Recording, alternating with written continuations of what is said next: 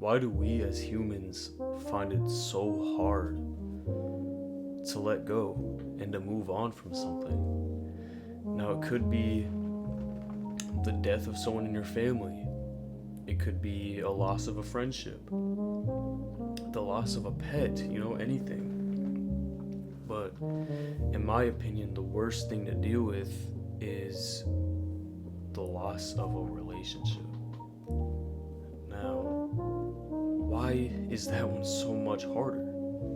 Well, friendships don't typically have the same effect as a relationship with a partner, like a girlfriend or boyfriend or fiance, or you're married. And death typically tends to come with, certainty that it's never happening again.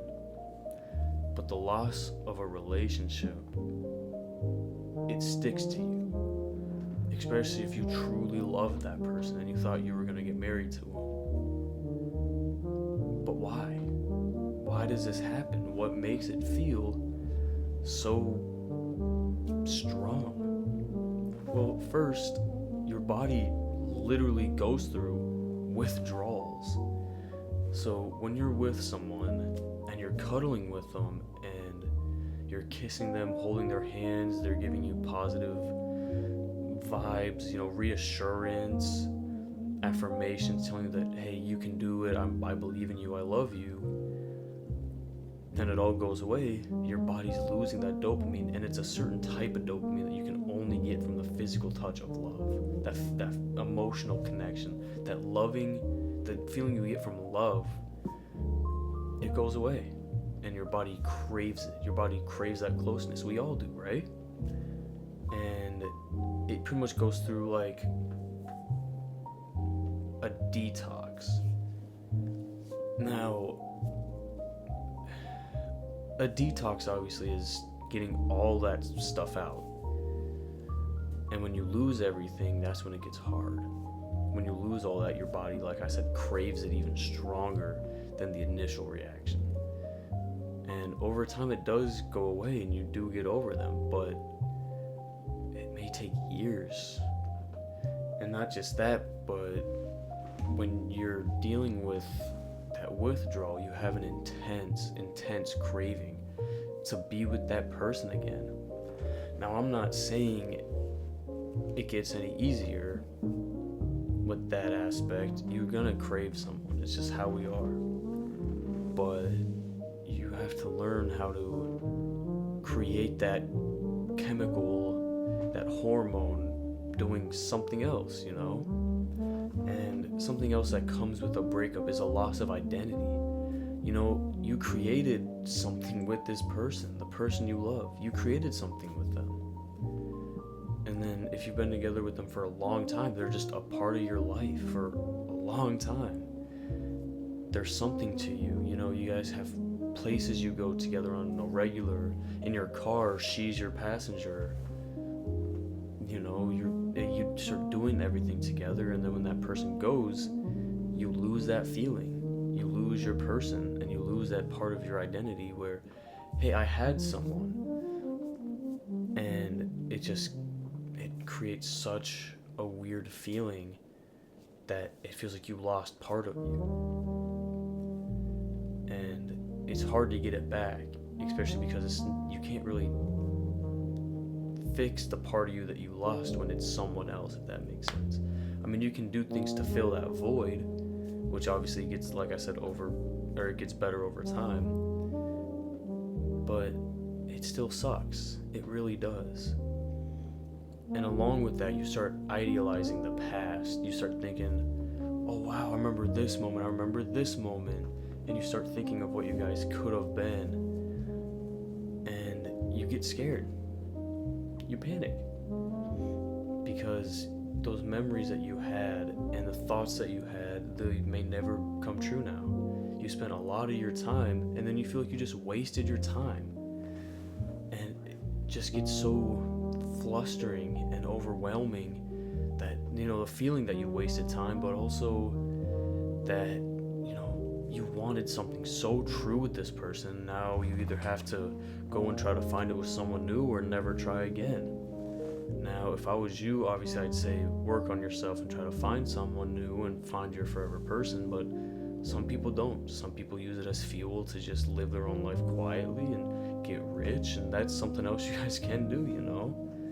That's what I kind of just want to do, but it's also healthy to come to terms with it and realize, you know, I was thinking about the past too much and not what was going on truly and what made me lose this person. And something else that can come along and make it even worse is your attachment style. Now, some people have secure attachment. Those people typically are just like, you know, it happens, it hurts, but there's many people out there. There's so many people out there for me to be stuck on one person. And they get over things pretty quick. Then you have avoidant people who just shut down and don't show any emotion, don't show any feeling about it, and they're over it in days. And then you have people like me who are anxiously attached, and it takes them months or years to get over something as little as a 3-month relationship. Now, why is that? Anxious people tend to create a closer bond with people because typically something stemmed from an issue at home, and you just create that close bond with someone because it feels like it replaces that need for validation from, it typically stems from parents, so validation from parents. Avoidance, they, like I said, ignore all feelings. They're kind of like robots, and both are very unhealthy. I'm not saying everyone blames avoidant people for being terrible people, but anxious people tend to be more narcissistic and manipulative. They tend to make things up to keep them to stay. I'm not gonna lie to you, I did that in my recent relationship, and I don't know if I'll ever get her back. And you have to understand that your attachment style stems from the past. Especially as a man, you know, we have to be masculine. We can't hold on to that stuff. We have to understand that it's just temporary. Being masculine and being anxiously attached is terrible, because typically it stems from a fatherhood type of thing. Sometimes it can come from motherhood, but usually if you develop that attachment style, it's because you got super close to your mom and you start taking the feminine trait of being super attached and opening up too quick. A lot of anxiously attached people are the same, and a lot of avoidants are the same. And the last thing is the lack of closure. Like I said earlier in the beginning, you don't know what the future holds. You don't know if they're going to come back, if they're done. Especially if you're in no contact, you don't know if they're talking to someone new. You might be waiting for them to come back, and they might be moving on. You never know. And that never knowing is a huge fear for everyone. We can all admit it. We all kind of get scared of the future. We don't like not knowing. But you have to be okay with it. You have to be okay with not knowing and learn how to be safe within yourself to know no matter what happens, I'll pick myself up. And the best way you can get on from this stuff, move on from the loss, is understanding this video. Understanding everything I said and where all this stems from and what causes it. And it takes a long time. It does take a long time. It takes a very long time. But you'll get through it. You will get through it. You will be able to move on. Now, I'm not just saying that because it's YouTube. I'm saying that because I mean it. I'll move on. You will move on watching this. The person down the street's gonna move on. You move on.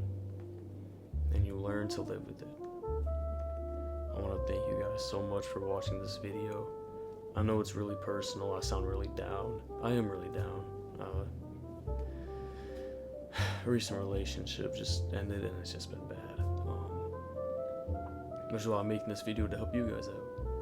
But like I said, just want to thank you guys for checking it out. The people that watched my live stream. It was a really fun day, really fun night. But you know, it means a lot to me that you guys still watch this. I'm gonna try to transition slowly into more fashion type of stuff. But until then, I'm still gonna make these videos. So just want to thank you guys for being here. Thank you guys for watching, and I want all of you guys to live life to the fullest. God bless.